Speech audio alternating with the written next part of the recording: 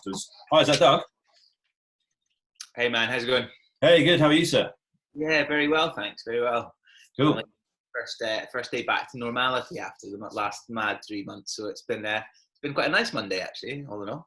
Well, that's great. I mean, like you were, you sort of solved the problem that I think everyone was trying to find a solution to, and that's obviously a very not only a great achievement, but just in terms of filmmaking, but also in terms of that sort of cracking that nut of like how to be creative during this weird time. So Yeah, it's been interesting. Yeah, it's been a real privilege to be able to do something for sure, and it's been a lot of fun. Feels a bit weird, like it's almost like being at a festival and then you come out and you have that kind of festival blues or whatever. Where right. So just adjusting back to like almost a bit of normal life again now. But yeah, not that I'm enjoying having a normal night's sleep for the first time in about 3 months. Very good, very good. Because I'm assuming by you saying that you delivered it like sort of like quite close to the sort of the premiere or the TX or whatever. Yeah, no, big time. I mean, it was always massively compressed. I think it was 12 weeks from the phone call to delivery. So right. It was always going to be super tight. But yeah, we delivered it on Tuesday afternoon for a TX on Thursday. So big effort all round from Shudder's perspective as well to get that up and running on time. But it was pretty nerve wracking all up until the wire. But a lot of fun as well. I mean, it's like how they used to do it back in the day, I guess, as well. So it's nice to know it can still be turned around so quickly. Yeah, well, it's interesting. So I was. Hang on a second. Got someone else coming in. Just the difference between TV and film, and obviously like a streamer possibly sort of straddles that divide, but the idea that on a film obviously the producer and the creative team are out there driving to try and find the money, and there can be an attitude which is, well, it's not quite ready yet, and I don't want to show it to anyone yet, and you're kind of holding on to something that you're developing to make sure that it has the best chance of survival when it goes forward. Whereas the other way around is the TV kind of paradigm. It's like, we've got a slot, here's your money, like go, and we need it by this date. I was just talking to a friend of mine who's just finished a TV show, and he was just saying those two sort of different sets of thinking are very interesting when you come up against the TV one, having been in the former. Yeah, I mean, this one was interesting. As a producer, it was really refreshing to kind of just be like enabling, right? Like, it's like we have this much money, we have this much time, we have these limitations. Like, what can we do? How do we achieve something really cool? And so it was always about, how do we support? How can I support Rob? How can I support the cast? How can I support the team to make sure that they're safe and able to do all the kind of cool things they need to do? So it was, I mean, in a lot of sense, it was a really fun exercise. It was really it's the kind of producing that I love the most, where it's just there's no, I mean, it all just happened at the same time. So there was a real spirit of creativity and sort of, it was really how do we do this rather than what can we do, So it was a lot of fun. And, making films with your friends, right? It's that, some people sort of seem to think it, to me, if I could do that every day of the week, I would. It's been a lot of fun, and we kind of know pretty much every single person on the shoot. There's only 46 of us in total who made it. So, but obviously that was the only way that it was ever going to work, doing it in a constricted environment that we all find ourselves in, which is that you're going to have trouble. I think Rob might have joined us. Hello, Rob. There he is. Oh, I think you might need to pop your audio on, dude. We've been on Zoom for 3 months. He's still not figured out how to unmute. I know this stuff by now. I would have thought you guys would be the ones to ask about how to work Zoom. I'm still trying to figure it out, but you guys would be the experts by now, I would have thought. You would assume so, wouldn't you? How's it going? Very good, thank you. Yeah. It's been obviously a strange time for everybody. I was just saying to Doug that one of the interesting things about the project, aside from the creative sort of task, is that I think that you cracked a nut that a lot of people were throwing themselves at that specific problem of how to be creative in this kind of weird time that we find ourselves all in. That's one of the reasons we did it. Is we were sitting around. Me and Doug and all of our friends, we were sitting around and everyone was saying, oh, somebody's going to go and do a Zoom movie. It's going to happen at some point. And then we were a couple of months in and nobody had done it. And we were like, oh, fuck it, we may as well do it. That's pretty much the line of thought. And so, I mean, we've got like a few people on now. I've got more people sort of like bubbling along, but I think we'll get going. So, I mean, I think that everybody is probably a little bit aware of yours and Doug's track record because of your short films, which have been sort of pretty well known. But I'll just recap those briefly, if that's okay for everybody, and then we'll start. So, this is No Direction Home.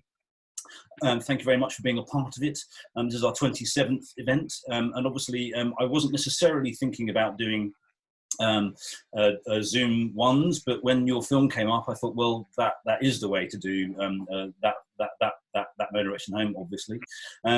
So, I mean, can I just find out like exactly how long you guys are working together? I mean, like, so Healy's House was 2014, and Absence was 2015, and Dawn of the Death 2016, and then Salt 2017. So, is that the kind of the extent of your working relationship, or were you like mates before that, like before Healy's House? No, Doug got drafted into Healy's House kind of halfway through pre-production, and absolutely like brought that film together.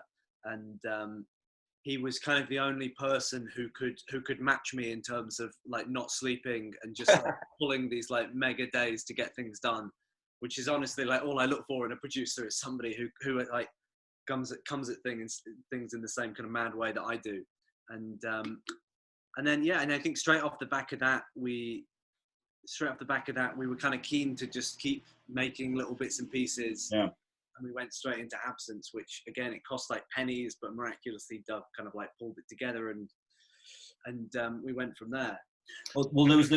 I'm not going to spend too long on the shorts because obviously people I think are quite aware of them. But there was a couple of things on Absence that I did want to mention. Obviously, one was that you got to work with the amazing Paul McGann, and that was that the first time that you'd worked with someone at kind of that level in terms of like their.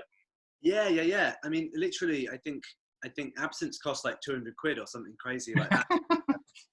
It was a case of like it was a little idea that we wanted to do, and my UK agents called me up because they know I love Withnail and I. They called me up and they were like, "Oh, we've just signed Paul McGann and he's around for the next couple of months. Have you got anything for him?" Right. You know, the answer to that is always yes. So we scrambled and kind of wrote this idea up as a script, and he came on and he was totally game for this crazy little low budget thing, and he was the loveliest guy in the world, and it was really a treat to work with him. Yeah, it was a bit fun actually because we shot it it was my house and the editor and a bit of the editor's house over like 2 days. Yeah. It's just like really, really surreal experience just having Paul McGann just sitting on the couch in the kitchen sort of chatting. Like it was again like one of those real kind of just what have we got available kind of moments, which is how we've always sort of approached these short films. Just like gather all the tools and the people that we know and just bring them into like a little kind of compressed time zone. Yeah, because it never, even on the short films, it's never like, it's never like I go in with a script and I'm like, Doug, you've got to figure out how we do every single aspect of this script, and I'm just going to leave that with you. It's always just this process. Like as soon as I have the idea, like Doug is normally the first person I come to, and like he's one of the few producers who doesn't just run a mile when I talk about some of these kind of crazy things I want to do, and if like. If we look at the impact we want the movie to have, we look at the story we want to tell, but then we also take a kind of a realistic approach about what we can achieve and what we have available to us. Right. And we work the script, we rework the ideas with a focus on like what's going to look impressive on screen and what's going to give this production value and what's going to be the best version of this film that we have within our means. Yeah. I mean, I think that's really important. Mark Duplass did a kind of a lockdown seminar about a week and a half ago for Seed and Spark, and he was talking about exactly that, which is basically cutting your cloth to what you have available. So you're not writing, sort of airliner takes off and explodes mid-air if you don't have one. This one. This was my Bible growing up, and this is Rodriguez making El Mariachi. Yeah. And in that, he said he had $7,000 and he looked at what he had available and he was like, okay, I've got a guitar case, a school bus, a zip line and a tortoise. So I'll write all those into my script. Yeah. And, that's the way you've got to approach it sometimes. But I think, oh, sorry, go on, Doug. Well, I was just going to say it's really interesting from a production standpoint when you're working with like a team and Rob especially, he's really open to like putting sort of these parameters and limitations in. It tends to, I've found anyway, really breed these really creative responses and reactions to problems. And Yeah. so you kind of pool resources. Like that's always the first thing that happens. And then as a result, the things that come out of it, like I think that scene in Dawn of the Deaf where it's that kind of big one shot in the South Bank was a big one of them, because we both had access to BFI space, and like because Rob was like tutoring there and I'd spent years at the film festival working, so we kind of had the ability to use that space. And then it was like, well, how can we like utilize it to its best potential? And you know, those are the kind of conversations that always sort of they bubble up into these kind of moments that really help shape the sort of films. Yeah, and also what's interesting about that particular scene, if anyone hasn't seen Dawn of the Deaf, which I urge you to go and check out, is that I think the thing that really electrifies that scene is not specifically the location, although that's really well used. It's the use of the characters' bodies to obscure the subtitles so that you're in the same space as the protagonists in terms of not understanding quite what each other is saying, which I thought was very magical about that moment. I mean, that's another aspect of how we work, is like if something's going well, and normally I won't just leave it put, and I'll call Doug and I'll be like, I've got this other idea of how we can push it a little bit further. And like Host was really like that. Like we didn't have a script, we had an outline with some ideas of what the set pieces would be. And we shot all of our set pieces very early on and they went really well. And rather than leaving it at that, kind of every day I'd call Doug and I'd be like, hey, you know that thing we did on the first day? Well, I've thought of a way we can triple that and add this extra element in, and can you sort that out? And then, you know, Doug would. It's interesting. I don't know if it's just because we've been working together so long. I think what Rob imagined were going to be the biggest problems on this one, or like, you know, he'd come nervously with like, oh, I want to do this massive thing. Don't say no immediately. Like, you know, and actually they would be the ones that were often, I mean, just in this particular case, a lot easier to figure out in some respects. And actually sometimes the smaller things turned out to be much more tricky, just circumstantially, because of the nature of the world at the moment and how to move things around quickly and last minute and stuff. So it was a really interesting experience on a lot of levels. Well, I mean, let's get into starting to talk about some of that specifics, because I watched the film on Friday and I watched it again last night, and I thought it was great. I really hope that some people have signed up to Shudder, but I think the thing that it did really well was obviously it made use, as you say, of the specific production resources that you had available, and obviously some of the acting talent that I'm assuming you're kind of friendly with. But can you tell us very quickly, just in case people weren't aware, how it started? It was a viral piece that you kind of made as a gag, wasn't it? Was it something that you intended to go further, or was it just something that was a bit of a laugh one afternoon? It was just me fucking around, really. Like I started out, me and all of our friends. I mean, all of our friends work in the industry, and we're on this WhatsApp chat. You know, me and you know, some of the actors from Dawn of the Deaf and Doug and Jed who wrote it, and we were doing these kind of Zoom happy hours, and you know, playing quizzes and doing all the stuff that everyone was doing in lockdown. Yeah. And I'd been kind of like I've been in this apartment for about a year, and when I first moved in, I started hearing these like weird noises above my bedroom, that's the attic space that I hadn't actually explored. And so, you know, I got into lockdown, and suddenly those noises were a lot more troubling, because I was locked in with whatever was up there. Yeah. So I got all my friends onto a Zoom call. I got them all to record just in case I died, and I said, okay, I'm going to go and investigate. I need you guys for emotional support. And so I go up there and I put the laptop up, and a zombie child jumps out and bites my face off, and they all scream, and it's, you know, and it ended up being this viral video. You know, I'd obviously filmed this little bit before, I'd gone on my attic. There was no serial killer there, and I edited this little fun thing together.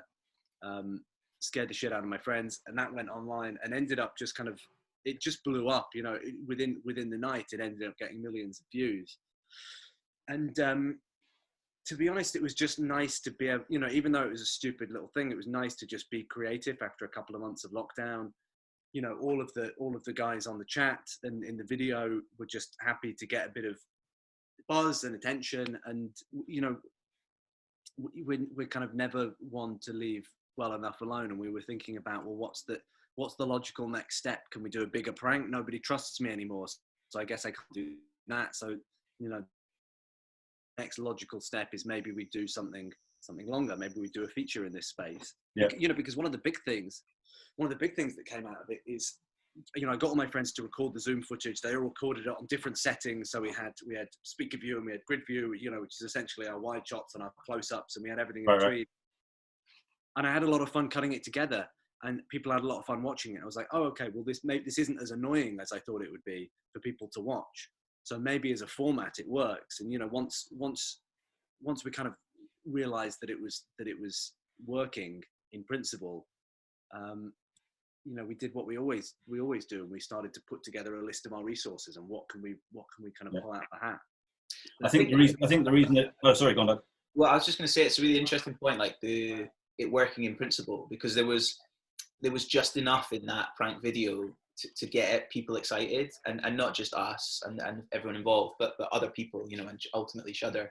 But the interesting thing was then, as we progressed, like, you know, there was so much that we learned about that process on a bigger scale that just, like, it'd never been done before. So yeah, the whole process was I mean, when you say learning, like a steep learning curve, I mean, it's almost the definition of that. So I've never had to pick up so many new things so quickly. Like, I called Doug up and I was like, I assumed it would work just the same as the Zoom call. I was like, oh, it's fine. We'll just screen record on Zoom.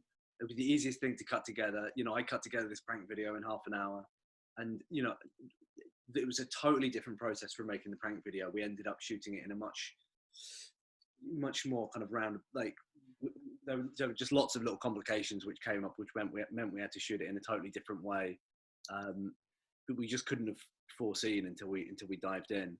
Did that mean you had to bring in cameras other than the participating cast's laptops? Did you have to get other recording devices involved?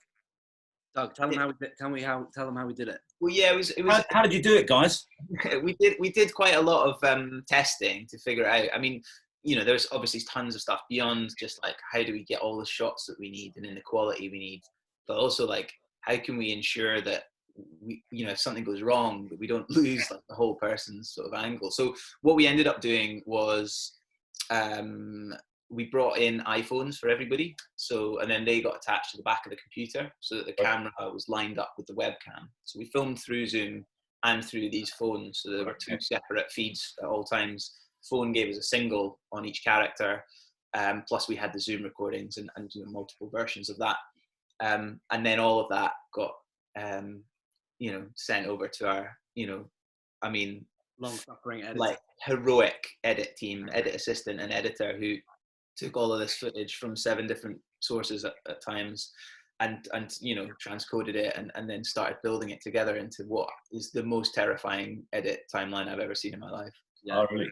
And also, just a shout out to Doug, because you know, when you see it in the final thing, you've got the grids and you've got the top and bottom bar and you've got all the names, and it kind of just looks like we did a screen record on Zoom, but actually all of that had to be built in the edit. Right.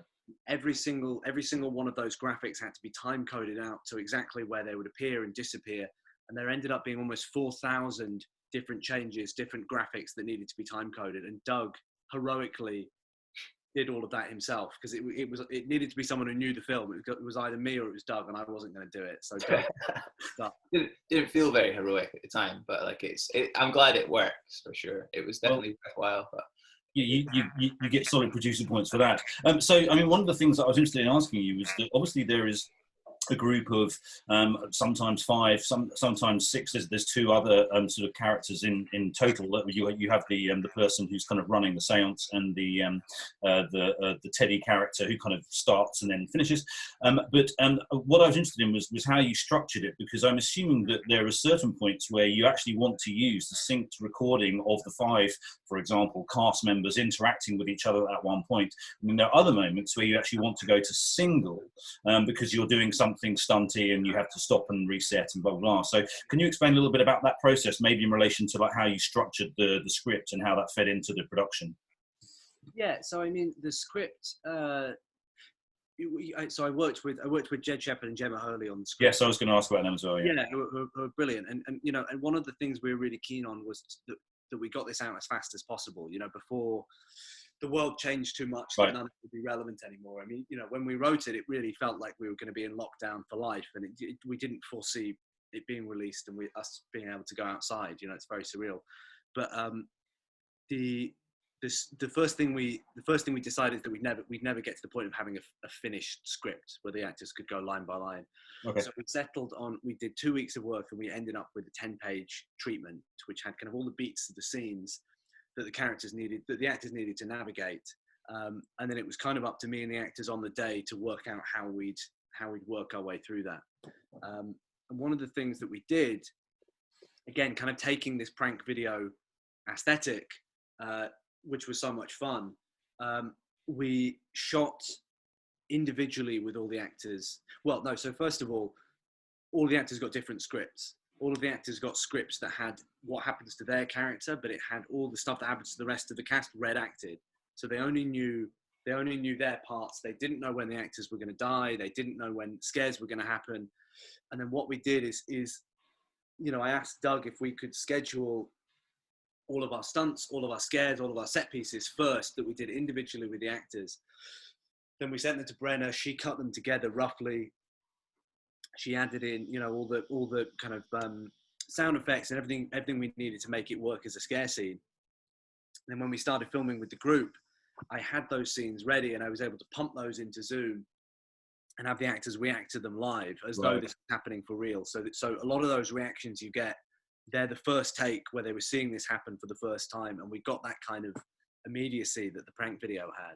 I was going to say, I mean, I think that's one of the reasons why the prank video went so big was that you could tell that they were genuinely reacting as opposed to having been briefed and acting. I think that was one of the things that connected, certainly, yeah. I mean, it was one of the most terrifying methods of scheduling as well, because we were sort of approaching this shoot in a sense of like, we didn't really know exactly how things were going to go until we'd done it.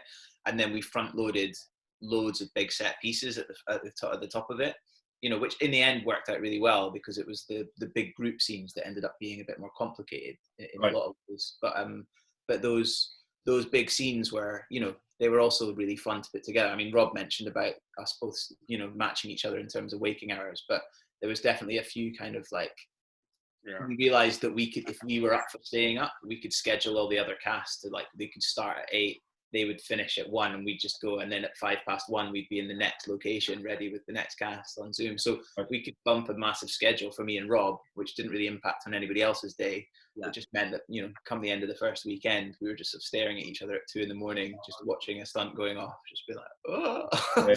Broken by the end of that first week. It was worth it though. It really, really, really helped being able to put that direct into the eyes of the cast and see their reactions as it happened. And I think one of the really interesting things, like beyond the script, we put quite a lot of work into reducing information. So we would strip out different risk assessments for different casts depending on who was shooting where. So they would only see sort of certain aspects that were relative to them on the shoot throughout. Right. And actually, really, when we got together the day before it was released for everybody to watch, I'd kind of forgotten that the cast had just not seen the full film. None of them had the full understanding of it. And some of them didn't even know how their own scenes went because we'd shot stuff in different locations, you know, and doubled for them. So it was a fascinating experience watching them watch it. Yeah, because a lot of I think almost all of their houses are kind of they're kind of patchwork quilts of different houses that we used for different things. Okay. Like Emma, we always use as an example. Her house was made up of 5 different houses. So her bedroom was hers, her kitchen was my kitchen, and then she whips the camera up when the light explodes, and that light exploding was in our pyrotechnic guy's house. And then she runs up the stairs, and the stairs is in a stunt house where somebody's wearing her costume and shooting point of view. And then she, you know, when she falls out the window, that goes into another stunt house where somebody who's set up to pull off that stunt can do it. So it's so a lot of the actors only saw the bits that took place in their own houses. So were you actually creating individual edits for specific actors to react to get certain moments from them? Like you would get all the other feeds together and then deliver a moment for that one actor to react to? Is that kind of what you were talking about before in terms of edits as you went along with the stunt work? And yeah, I mean, anyone who's seen it knows that the numbers get whittled down pretty fast as we go through, and so you know there's only Emma's scenes later down the line exist with one person watching. All of the rest of the stuff we were playing this stunt footage back to smaller and smaller groups of cast. But you know that was a good thing. It's like I could have them all on a grid screen like this, like we're doing now, and I could review what they were doing. But I knew that they also had their phone, you know, getting a kind of clean single on them if I wanted to punch into a close-up. So I knew that I was getting all this coverage moment to moment. Shall we just remind ourselves, because it might be that it will stimulate a couple of other thoughts, was we can have a quick look at the trailer just in case anyone hasn't seen that, and if that's okay, we'll just stick that on. So let's see if I can manage this.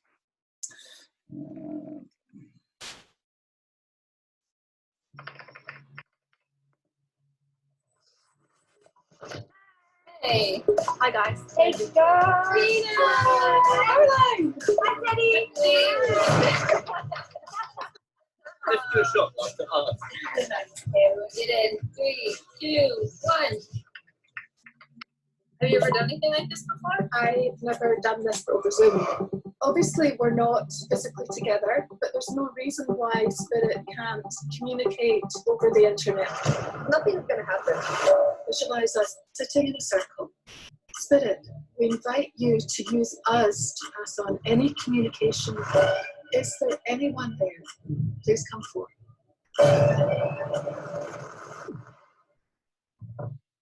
What was that? Amy, was that you? I heard it. I heard something. I think there's something here.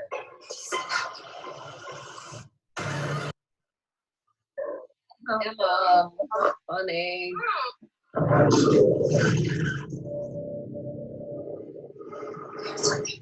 We've connected to something. We gotta keep on. We gotta talk to it.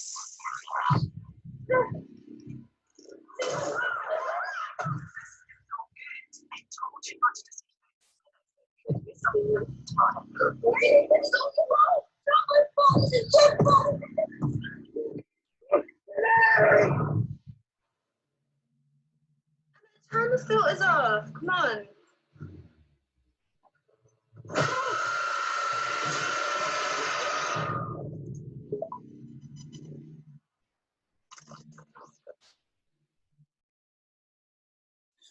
Okay, so there was a couple of things that I made notes of while I was watching it, which I thought were very impressive, and I was going to ask you about. Maybe they fall under the oh, hang on a second. Maybe they fall under the kind of the area of visual effects. Maybe they come under practical. I don't know. So one of them was the feet of Flower, like kind of walking along, and I was assuming that was done and kind of made in visual effects, but maybe you did it practically and then you know, deleted them and painted over. Yeah, almost everything had a huge practical element to it. Really important to me. You know, the first thing we did with all the cast is we got them fishing wire so they could make doors move in their house and make cupboards explode. And we went, you know, so we went proper old school, you know, in a lot of the effects. And you know, it's a big shout out to Steve Ray, who was our VFX supervisor. But you know, one of the early things that I said to Steve is that I wanted to do as much as possible in camera. You know, which is tough when a VFX supervisor can't be on set to oversee that kind of thing. Yeah. You know, the flower footsteps is a good example, because that's a shot that I did as Emma, dressed in Emma and her fluffy bunny slippers in my kitchen. Right. I think it was technically the first thing we shot, because I shot it before we got into the proper schedule. But the way that we did that was just I covered my flat in flour, which I'm still finding in every groove, and basically I flung the flour, and then I had the camera on a tripod, the phone on a tripod, so I was operating it handheld. I threw the flour very delicately, put the tripod down. I took my shoes off, walked in the flour, gave Steve a clean plate of it with the camera on a tripod, because obviously a static shot is much easier to do VFX on than a handheld shot. And then I picked up the tripod, and then Steve kind of stitched out the dead air when the camera was still, and made it look like all one handheld shot where the flower footsteps were appearing. So yeah, so there's always that kind of like weight to the effect that I wanted, even though there's a big VFX component. I'm just a bit conscious of not wanting to spoil it for anyone who hasn't seen it, but obviously the other shot that was in the trailer was obviously Teddy's girlfriend, whose name I forget, being suspended above in the air. above a pool. So was that something that was? I'm assuming that's not the actor on their own, or is that a visual effect as opposed to practical? How was that one achieved? It's all practical. It was the most terrifying thing when we were having a conversation with the stunt team that we know, and they started offering these things. Like, you know, Rob's got this really great ability to be like, what's something cool we can do? And just the nature of that conversation, it ended up with, they had the ability to basically, they had this pool that we had access to that was sort of out in the country. There was nobody else around, and they had teams of people that could work together because they lived together. And suddenly then this thing appeared where we were like, fuck, we can actually do this really insane stunt. And again, there was a lot of visual effects complementing that, but the stunt was real and it was done in situ. It was really Ginny as well. You know, both Ginny and Teddy have these huge stunt moments, as well as acting in it. So that adds just that extra element of authenticity that we're after. And just out of interest, I mean, like, was the I hope this doesn't sound cold and calculated, but was the casting of any of the cast to do with like the access that they had to their swimming pool and their properties? Like, did that come into your thinking? Because obviously you're structuring a story, and maybe you've got, you know, lots of actors who want to work with you, but you have to choose certain ones to pull off your story. So was there any of that factored in? Well, all the girls were just, they're just our friends. They're the people that I'd been hanging out with on Zoom anyway. No, of course. They're the people in the prank video. So it really was the simplest kind of casting process. We just got on Zoom for a drink session one night, and I was like, do you want to make a movie? And they were like, sure. And that was about it. Salen, who plays the medium, is somebody that me and Doug have worked with before, who's just excellent. And that was really easy. Teddy was the only person who, I mean, I still to this day haven't met Teddy in person. Oh, right. Nor Ginny. But, you know, me and Jed and Gemma had at the very beginning of the process a wish list of things that we wanted to do to our cast. We wanted to you know, I won't spoil it, but we had these things that we thought would blow people away if we could pull them off. So we set about trying to find actors who were in a living situation that would allow for that under the lockdown conditions. Yeah. And we just got crazy lucky with Teddy. Teddy's like I saw a show reel, and he's a fantastic actor as well as being a fully qualified stunt person. And we brought him in before we'd officially kind of cast him.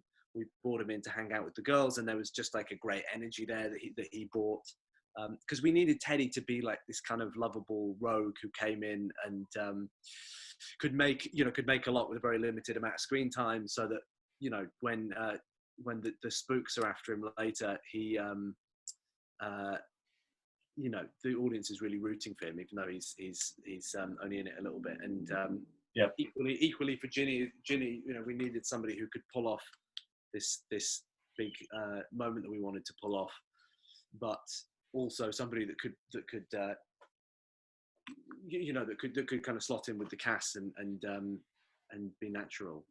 But he was actually a stunt performer. I mean, so like in terms of like you working out where your big stunt moments go, you have that as part of your thought process because it enables you to do it. I'm assuming that he's the guy who's got a crane and a jacket and everything in his shed. Yeah. It's all literally we sold this to Shudder on a sentence. The sentence was a bunch of friends do an online seance, and the rest of the pitch was literally me saying to Shudder, we're probably going to do this anyway. It's going to be cool. You just need to trust us. And Shudder, to their credit, said, great, go. And they really wanted to get it done as fast as we wanted to. And, you know, and we honestly only had that one sentence. That was all we were working with when Shudder came on board. So as soon as Shudder came on board, right, we were like, okay, now what do we do? What can we do? So we spoke to all the actors who we'd already cast. We got them all to do kind of virtual tours of their house, so we knew the kind of locations we were working with. And then, you know, we started to just kind of throw around ideas of what we could do to each of the cast, what they'd be prepared to do, what they had the resources to do. Really built it out of necessity. But with this, you know, always at the front of our mind was this idea of people are going to go into this expecting it to be a bit shit, expecting it to be, expecting Scared to only hit a certain level because of the conditions under which it was made. Yeah, and yeah. really, really wanted people to think they'd got us sussed, and then to blow their expectations out the water. That was really important to us. Yeah, That's why we go so big in the last 20 minutes. Well, I was going to say, I mean, yeah, they obviously do escalate as they would do in any, sort of good escalating situation. Can you just very quickly, this is for both of you, for Doug and Rob, can you just outline the timeline for us? And obviously we're talking about working within restrictions. So you made the prank video, and then how long would you say you spent on the script, and then pre-production, and then shoot, and then post? Can you break that down for us a bit? Doug, you play this one. I've got no concept of time. Well, yeah, I think you'd been working a little bit on the script before, the outline before I kind of came on fully. But I remember the phone call between me and Rob was on the 5th of May. And then I think we had 2 weeks lead in to when we needed to start shooting. And then we intended to shoot it over 10 days, which obviously extended. So I think the main shoot process lasted about, I think it was, did we shoot 13 days in the end? I remember it being quite appropriately. It was something thereabouts. I mean, I think the main kind of group stuff, I think was about a week, wasn't it? Like we got a lot done in that first week, and then it was little bits and pieces from there. Yeah. And then the edit process, again, like a lot of this, like we've said before, was kind of figured out as we went along. And the real big steep learning curve for us was understanding the workflow into the edit. And we had realized it was going to be complicated, but not quite as complicated as it turned out to be. Right. And so, a lot of stuff like the cast are obviously sending their own rushes over. And so you talked a little bit about, having access to all of the different shots in a scene. We'd have a Zoom, and then each of the layers of each cast would be lined up by the edit assistant, so that the editor would have a full access to all the different shots in the scene, time lined up. And some cast didn't have as good internet as others, so some clips took longer to arrive than others. And so all of that process just really added time. And so the edit lasted a lot longer than we'd planned. But yeah, I mean, from that 5th of May phone call, it was 12 weeks in total through to delivery. So wow. I would say probably 2 weeks prep. I would say maybe two weeks shooting, and then maybe another week or so of shooting and editing overlapping. And then I think we were just straight in the offline until the last 2 weeks where we went through final post and sound design. Yeah. I was interested, Robin, how you worked with Jed and Gemma. So were you kind of outlining something initially, or were you kind of brainstorming all that together with Doug as well? The one thing that I did really take away from it was that Chuck Palahniuk wrote quite an interesting book about his writing process. And one of the things that he mentions was this concept of hiding the gun, which I was really kind of appreciating as you were setting up the Polaroid and the music box, and kind of thinking, okay, that's going to come back. I wonder how. And so that was quite a nice thing. But I like that idea of hiding the gun, and I think you guys have a real knack for doing that. I mean, in your other films as well, in terms of unpacking the world, the stories you go. So can you talk a little bit about that writing process with Gemma and Jed? Yeah, I mean, it started out, me and Jed worked together a lot, and we're both big horror fans. And the first thing we did, I mean, Jed was the one that came up with the idea of the Zoom seance, and that was kind of our jumping off point.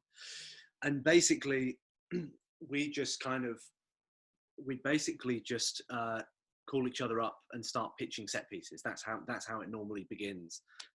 We think of an idea that has something about it that we as horror fans haven't seen or haven't seen utilized in this specific way, and then we just kind of get quite high on it and start throwing ideas back and forth. And so when Gemma joined, me and Jed had just a whole bunch of cool things we wanted to do, a whole bunch of set piece ideas, but we didn't really have anything to hang it on. We had this idea of a Zoom seance.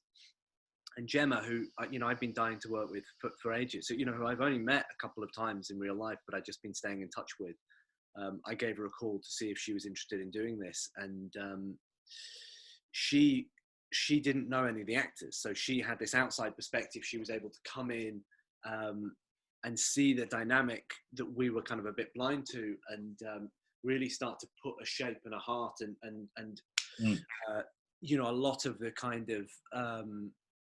a lot of the kind of character dynamics come from Gemma. which isn't to say she didn't feed into the set pieces. I mean, she's got a very fucked up mind as well, which she utilised. But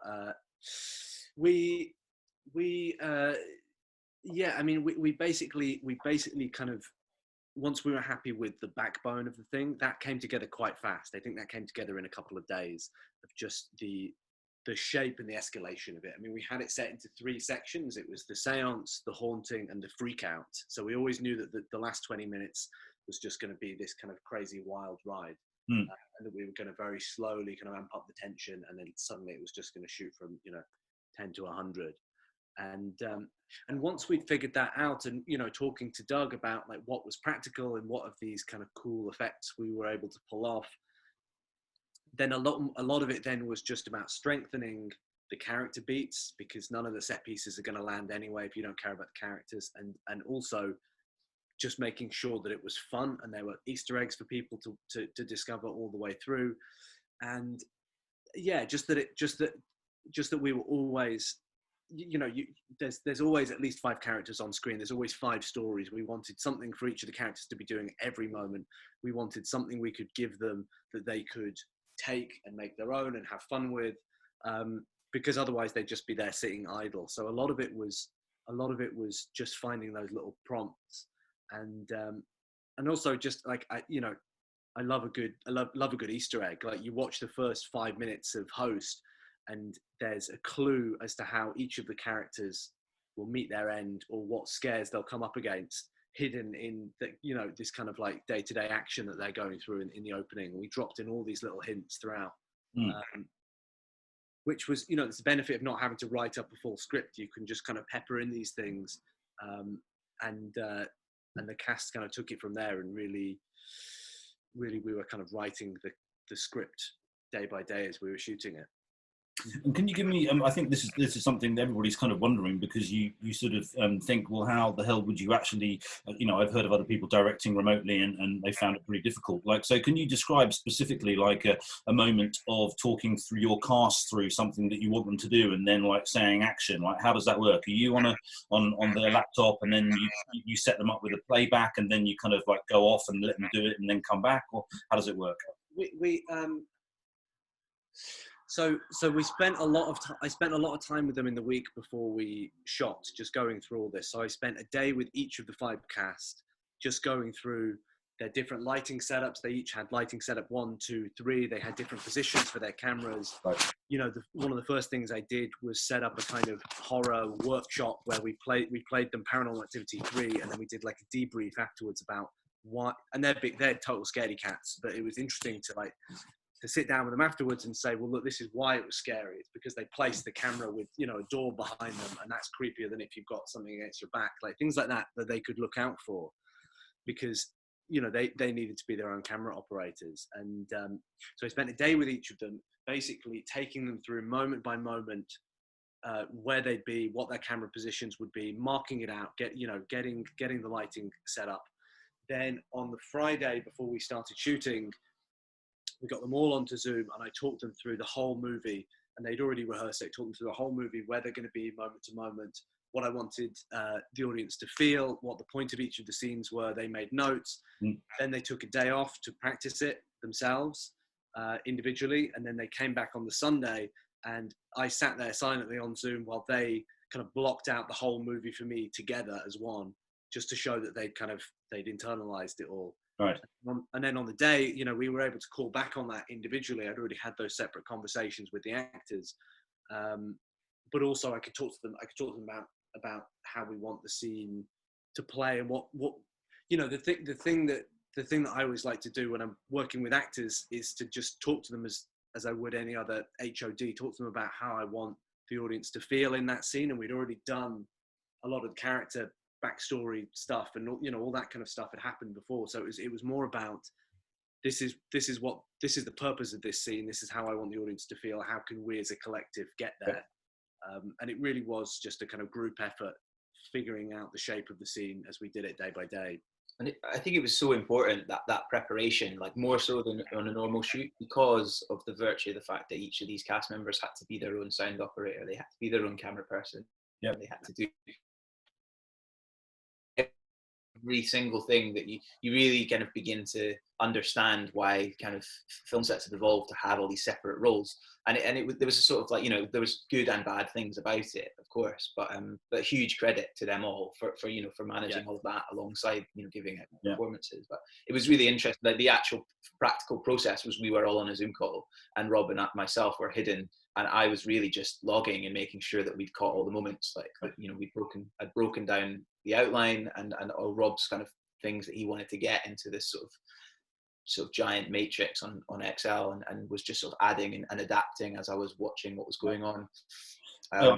Just hearing you guys talking about it, it just sounds like that. I don't know whether there ever was a moment where you just looked at like this mosaic that you were trying to put together and just went, "Oh fucking hell, I don't actually know where we are." Like there, you've got different feeds, you've got multiple locations. I mean, you know, I've seen the film, so I know what the elements are. But there were several moments that I didn't know immediately how you'd done, and was very impressed by. So was there ever a moment where you felt like you were getting a bit lost in that kind of rather big jigsaw puzzle that you were putting together? Yeah. The first couple of days. I think after the second day, I had a little panic attack in bed thinking about like just how it would all fit together. And so I got up and I called Doug, and I was like, you need to Amazon Prime me a huge whiteboard. And I got the whiteboard the next day, and I just wrote it all down on a big whiteboard, and I started ticking things off, and it was messy, but it kind of like got me back on track. And I think as well, the editor as well, which that's the other thing is she had to come to all this fresh, and there was no roadmap really for understanding it, apart from these notes that Doug was taking while also doing a million other things. There was a sort of immediacy to it as well, though, because Rob had like his mind mapped out on this whiteboard. I had this Excel spreadsheet I was basically living in and using to try and communicate everything that we were experiencing to the edit team. And then Brenna was assembling what she could, but also Rob was assembling as he was shooting as well. And so he was having these screen records and just testing stuff out whilst, you know, shooting. And I think because each of us were gathering that information and kind of tracking in our own way, we caught each other, you know, and it was, you know, there's definitely moments where each of us slipped something, but because there was other, you know, other minds on it, we kind of kept managing to catch ourselves. Just about made it through. Well, that's what's great about Brenna. I've worked with her a couple of times before, and like most editors get a bit pissed off because I like to cut my own assemblies as well, just so I can use it as a jumping off point. So I'd cut my own selects, and sometimes I'd cut little assemblies for the scenes, just reference cuts, just so she could see what was in my head. Because sometimes it would be as much, you know, it would be something like I'd have got the actor to take their phone and wave it around like that, because I knew that I needed some motion blur to cut between something in one location and something in the other. But all she was getting was this footage of just like blurriness, and she had no idea what to do with it. So I had to cut a lot of it together just for it to make sense. We have got a sort of a finite time span on this because Rob has another meeting at 8 o'clock. So we've got about 12 minutes left. So what I would like to do, if it's okay, is ask whether anyone has got any questions. If you can all turn your cameras on, that'd be nice so we can see you. And then please, if you have a question, maybe give me some sort of visual nod and unmute your microphone and you'll be away. So do we have any questions for Rob and Doug? Yeah. Come on now, boys and girls, where are you? Harley, you look like you're about to ask us something. You got to unmute your microphone, dude. Call that pulling a Rob on the shoot. Yeah, I wasn't able to see the film before, but I must say, hearing how you guys made it, what you went through, well, it sounds very egalitarian. It sounds like you had like a dozen directors, a dozen cameramen, and a dozen actors at each location. It sounds fantastic. So I'll try to track it down however I may. And no, it sounds very intriguing. Yeah, give it a watch. I mean, it's, you know, every film's a massive collaboration, but I think this one more than any other. Yes, you really were handing the ball over to your actors who were directing themselves, performing their own stunts, and I don't know, in some cases were they actually operating the camera at the same time? Yeah, they were operating the camera. I mean, I was present through to be honest, one of the things that was surprising is how much it felt like just directing normally. I mean, you know, apart from not being able to go in and adjust the camera, which the DP would tell you off for anyway. You have to use your words to explain to an actor what you want them to do. You have to use your words to explain to a DP what you want them to do, and because we want it to be as authentic as possible, all of the things we're asking them to do, lighting wise, cinematography wise. What I'm sensing is there was a sense of immediacy because it's all live. And there's no hierarchy on the sets because everybody is directing themselves, acting, and performing their own stunts. It sounds really interesting, I must say. I'm going to go out of my way to see if I can track it down. Yeah, check it out. You don't need to track it down, Harley. You can just go and get on the Shudder 30-day free trial. So we sent you a link in the thing. So basically, you use the code. I think it's called Shut In. But I'll post it again afterwards in the No Direction Home WhatsApp group, and you can That'd be great. check it out and then enjoy it. Who else has got a question for the guys? Quickly, just if anyone does want to watch it and really wants to go for like the full immersion, if you open a Zoom window just with yourself in a meeting and put that into the background whilst you watch the film, so that your little green light on your webcam's on whilst you're watching, then it adds a certain something, I think, where you really feel like you're being watched at the same time as you're watching this film. That's the scariest way to do it. Okay, cool. Has anyone else got a question for the guys? Aurora does. Hey guys. Hey. How's it going? Hey. So I just watched it with 4 people who absolutely loved it. They were screaming, they were jumping, they were peering into the laptop as the Polaroid was developing. All of that was excellent. Yeah, really good. My question is, did you have to cut things that didn't work? Were there tricks and things that you got to the edit and said that didn't do what we wanted? We've got a jump scare here and this happening there. What did you get rid of? Because it seems like you shot a lot. Yeah, I mean, I don't think we got rid of anything wholesale. I think it was very apparent when we were shooting what was working and what wasn't. So, for instance, the scene with Teddy at the end, we had a very elaborate VFX shot that we kind of got halfway through shooting, and then we're just like, this is going to look shit, isn't it? Let's just move on, and we just cut it there in the moment. A lot of the stuff that we had to cut was in the first half. It was a lot of the kind of stuff that we were just coming up with naturally as we were shooting with the cast, and the banter and their reactions to the seance. What we do is I'd normally I talk the actors through what I wanted. We'd run a really long first take. If it was meant to be 5 minutes of screen time, it'd be like 20 minutes that we'd record for.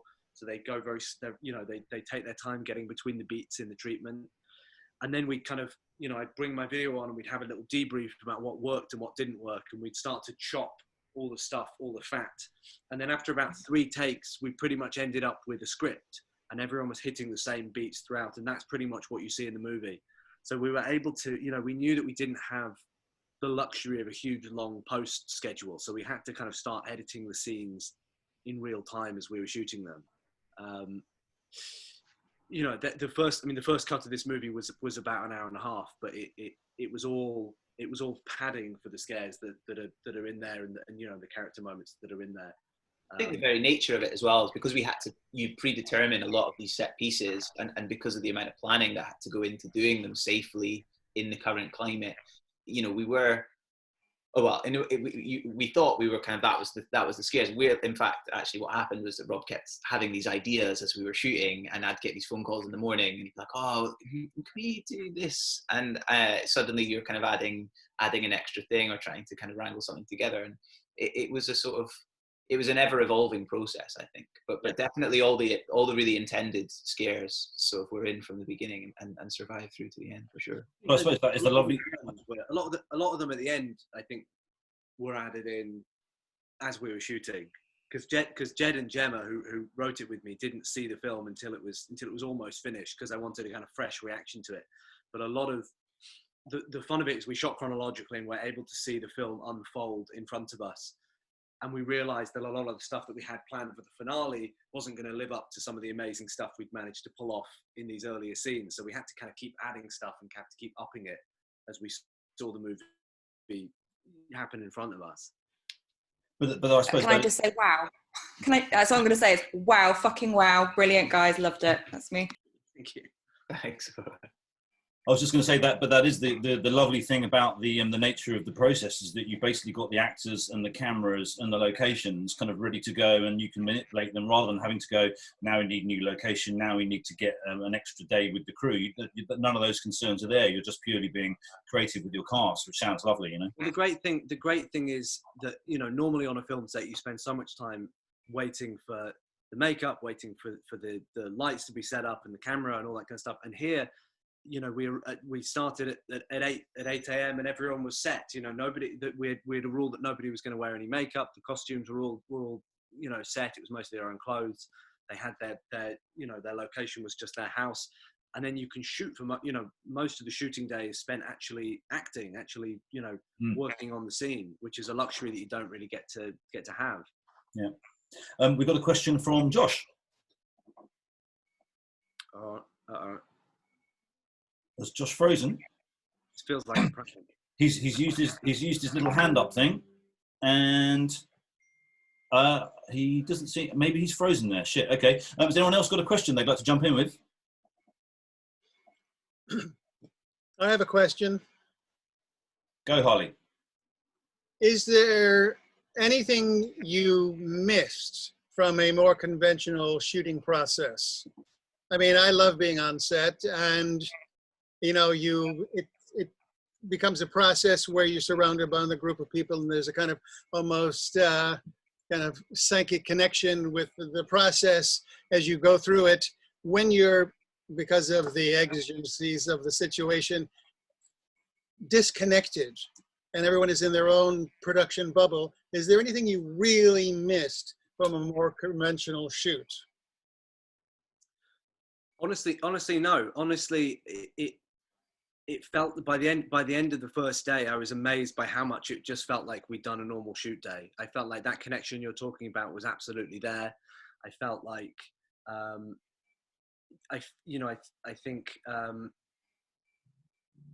you know, the thing that amazed me is how kind of present we all were, and actually, I felt more energized coming off this film than I have for a long time working on, you know, proper sets, because a lot of the time you're under time constraints. You know, you've got these huge, just the mechanism of this huge production kind of weighing on your shoulders, and you've got to shoot 7 pages, and you're behind, and you know, and we just had none of that. It just felt like a truly creative space, and to be able to make it, you know, to be able to make a film during this mad time with my friends was just amazing as well. So there was a really lovely kind of creative energy on this one. It's a massively inspiring story, and obviously that's why we wanted to speak to you guys kind of now. I'm aware that we've only got probably 3 minutes of your time left, Rob. We are going to finish on time. So what I wanted to do is just ask you guys one last question, which was that I'm not sure if everyone's aware of this, but Rob and Doug are going to be producing. Is it Rob and Jed are going to be producing their next film with Sam Raimi? Yes, which is really exciting. Yeah. What's it like getting on the phone with Sam Raimi? Well, it was he had really enjoyed our short film Salt, which he'd seen, and I met him when I was in LA last time, and he'd asked me to you know, he kind of expressed that he wanted to work together on something, and me and Jed had this idea for an original horror movie that we thought it's one of those ideas that we were just kind of blown away that nobody else had come up with it, and so we pitched it to Sam, and he kind of saw the potential in it, and it's very surreal. I mean, he's one of my favorite filmmakers, and you know, the Evil Dead movies were really big for me growing up, and it's just amazing. It's really the kind of creative energy he brings is exactly what you'd expect from a filmmaker like Sam Raimi. It's really fun to be sitting in a room with him, and for him to be pitching these such kind of Sam Raimi ideas for the movie. It's really surreal, and I still can't quite believe it. But no, I mean, that's probably all I can say about it, because it's early days. But we're hoping again, touch wood, hoping we might be able to shoot that next year. It's coming along really well. Cool. And is there anything else that you and Douglas are working on that we should know about? Well, I mean, we've got lots that we want to do, and we, you know, a lot of it based on the success or not of Host, but it looks like because of how Host is blowing up, hopefully those things might happen sooner rather than later. Watch this space, I think, is the watch there. Well, I'm very aware that I don't want to keep you over time, Rob. So what I'd like, if everyone can, is just turn their microphones on rather than leaving them on mute. And then we'll all give the guys a round of applause for being a pair of very inspiring filmmakers. So thank you so much for joining us. It's been fantastic to have you guys. Thanks for having me. Okay. Thanks so much. I've got to run. Happy Spookies. Yeah, have a great call. Thank you, Doug. Thank you. Thank you, guys. Really appreciate it. Cheers. Thank you.